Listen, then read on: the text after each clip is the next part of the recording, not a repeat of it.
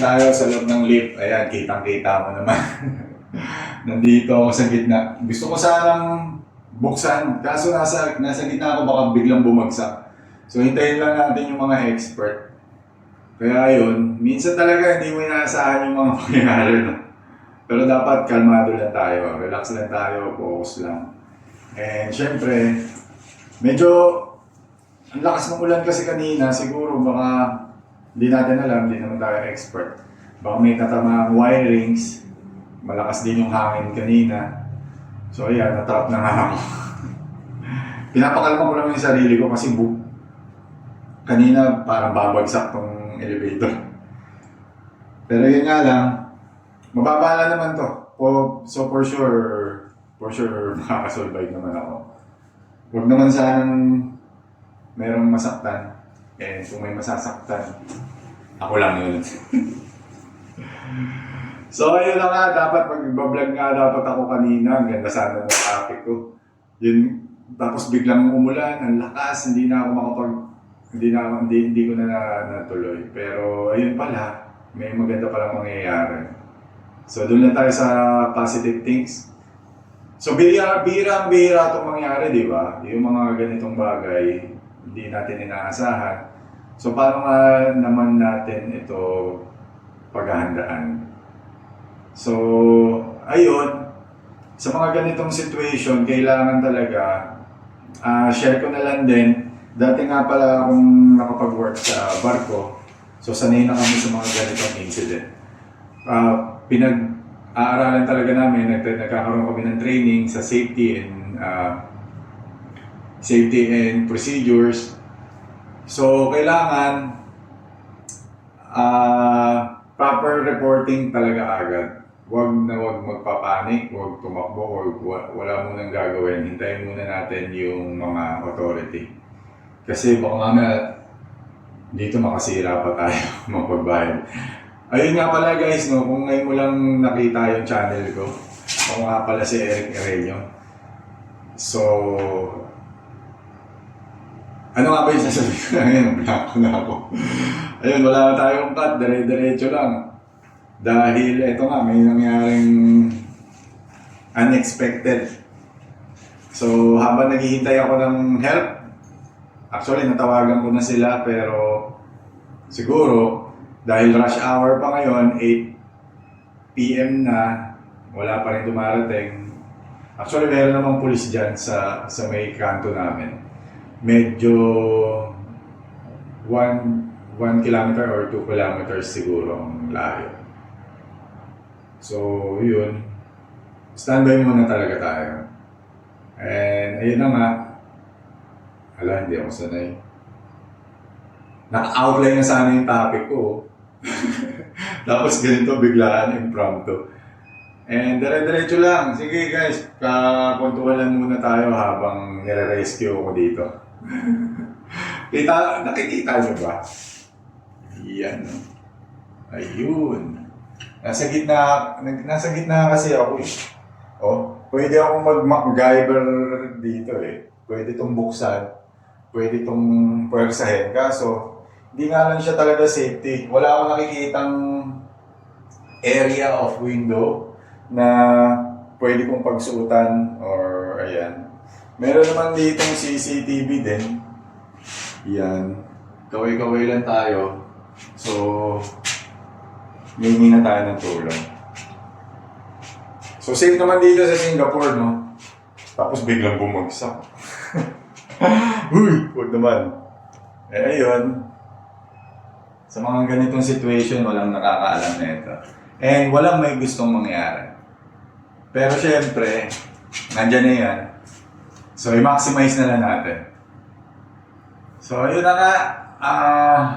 Galing nga pala ako kanina ng Jurong. Doon sana ako mag-exercise kasi napakaganda ng weather kanina. Umalis ako ng bahay around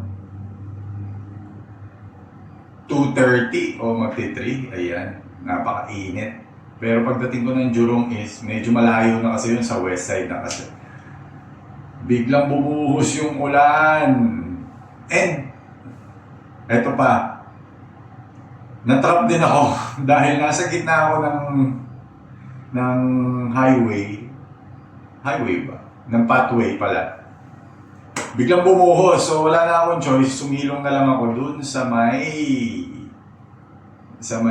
ano ba? Sa may map. Actually, hindi naman siya waiting shed, pero yun lang talaga yung choice. Awa naman ng Diyos, di tayo nabasa, di tayo naambunan. Nga pala, no, hindi ako madalas magkasakit, pero pag naambunan ako, sure ball, magkakasakit ako kinabukasan. And ayun na nga, mayroon good Samaritan na tumulong sa akin, pinapayo, nagpa-share ng payong. So nakapunta ako ng Starbucks, ayun, doon sana ako magbablog kaso sobrang dilim and sobrang lakas ng ulan talaga. So nakakahiya din dun sa mga kasama ko. Tsaka baka hindi ko ma-discuss ng maayos yung mga dapat kong sabihin. Ayun, nagtatry ako mag-live sa Facebook or YouTube, pero nawawala ako ng signal. Hindi ko alam kung bakit. Eh, nakaupo lang ako dito. Ayun. Hintayin lang natin yung help.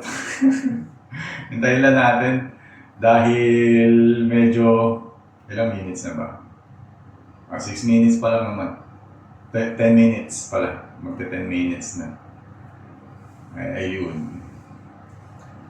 So sana walang mangyaring masama and hoping lang naman tayo na makalabas tayo dito ng safe. And for sure naman nakarating na to, na-report na to. And hoping na lang na mas mabilis sana yung response. And for sure, I'm very confident na nasa ibang bansa tayo, nasa Singapore. Sobrang bilis dito. So, tinatimingan ko lang talaga. Kasi, ang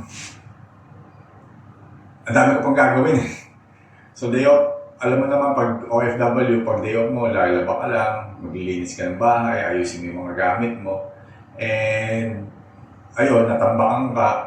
Siyempre, kapag day off mo, para sa akin, yung mga ginagawa namin dito, lalo na, especially sa mga OFW, kapag meron pang free time, doon ka lang nakakapaglaba dahil doon ka lang nakakapag-ayos talaga ng mga gamit mo. Kasi yun lang talaga ang free time eh. Pag after ng work dito, pahinga na lang talaga. Shower ka, pahinga. Kung may time ka kumain, hindi very good. Kung wala, ganun talaga, itutulog mo na lang. Mas gugustuhin mo talaga magpahinga dahil ibang klase ang workload dito sa Singapore. Not only siguro sa Singapore, especially sa other countries. Yun, wala kang work-life balance. Talagang work lang talaga. And nasa sa'yo yun kung paano mo i-maintain yung lifestyle mo. Sa akin, maximize ko na lang yung bawat opportunities kapag meron akong off day, tapos medyo mahaba yung shifting ko. So doon na lang ako nagsisingit ng mga workout. And yun nga pala, i-discuss ko na rin. Total, nabanggit ko naman ng workout. May nagtatanong sa akin, ba't 4 a.m. ka nagbe-video? Sabi ko, oo nga, morning talaga ang advisable and ideal time na mag-workout, na mag-exercise. Kasi imagine yung working hours kasi namin dito, almost 10 hours. Pero babiyahe ka ng 1 hour papunta. So 1 hour din pabalik. So 12 hours. Kasi medyo malayo yung bahay ko sa center. So, yun kasi mas mura, yun kasi mas affordable. Kailangan manap ka ng maayos na bahay, and ayun, actually, hindi naman boarding house yung akin, bed spacer na. And then, ayun, so kailangan mag-allot ka talaga ng 1 hour before, magpe-prepare ka pa. So, in a day, nakakaubos ka ng 14 to 15 hours kapag may work ka. So, yun. Ganun ang everyday life namin dito. Ewan ko sa iba, baka merong mas mahigse, mas mahabang oras, hindi ko sure. Tsaka ako nasasabihin kung saan kami nag-work, saan ako nag-work specifically, kasi bawal silang i-mention. Meron kaming contract na pinirmahan. So, ayun lang. And baka siyempre, chismis din yun. hindi natin pwedeng i-divulge muna for the meantime. And just pa nga pala sa mga nakakasama ko everyday, alam niyo naman kung sino-sino kayo. Di ba? So, yun lang. Ang tagal pala dumating. Pero sinabihan na ako, within 30 minutes, meron na lang silang pinadala dito na service crew ng lift. Kasi, etong mga ganitong lift, escalator, mga contractor kasi ito hindi ito from the government. So hindi ko alam kung how long it would take na nakapagpadala ng staff dito. Baka kasi tapos na yung duty nila, wala nang gustong pumunta, wala nang gustong mag-overtime. So, ayun. So for the meantime, guys, thank you Thank you for sharing. Thank you for paano ba? Sharing? Hindi sharing. Thank you for listening to me and for watching my video. Siguro ito na muna yung bala ko ngayon. Mukhang napaganda pa. Mukhang hindi ko talaga expected, di ba? So, ayun. Parang nabablanko na tuloy ako. Random lang talaga to. Ito, kita niyo naman. Dito, wala tong edit, wala tong drama. So live talaga. Kaso hindi lang ako makapag-live. Kasi nga, nawalan din ng signal. Ayan, sa gitna. Ayan, kitang-kita naman. Shit. Wala mag-isa. Ayan. Actually, second floor lang naman to. So, wala kasing choice dito dahil gagamitin mo talaga tong bridge kasi nga bawal tumawid. So, ganun sila kahigpit dito sa Singapore. Huwag kang basta-basta tatawid kung saan-saan. Dito ka lang tatawid dun sa bridge. Diyan. So, bridge nga to. Dito naman kami laging dumadaan. Bihirang-bihira tong... Kahit madaling araw to, gumagana. So, hindi ko lang alam ngayon dahil nga siguro umulan. Presumption ko lang naman yun. Assumption ko lang naman yun. So, ayan. Yun! Ang tagal. Nainit na ako. Mag-take to pa ba ako? O dire-diretso lang. Ito, walang ka-edit O, diba? Ayos na. Buo na yung story ko. So, yun na nga. Ay, nako. So far, thank you for watching. So doon lang muna. Baka mamaya malooban pa kasi ako Yun ang kinakatakot ko. Kaya mas kailangan ko tong phone ko ngayon. Nasa 20% na lang yata yung battery ko. So ayun. Baka mamaya mag-blackout dito. Wala akong matawagan. Ayun, mas kailangan siguro. So ayun lang. Siguro naman ano ba? Tinitingnan ko yung sarili ko, hindi ako sanay mag-vlog ng ganito na nakaharap sa akin yung camera. So, yun, nakaka-distract din. Thank you for watching. And see you on my next video. Good night! Good night.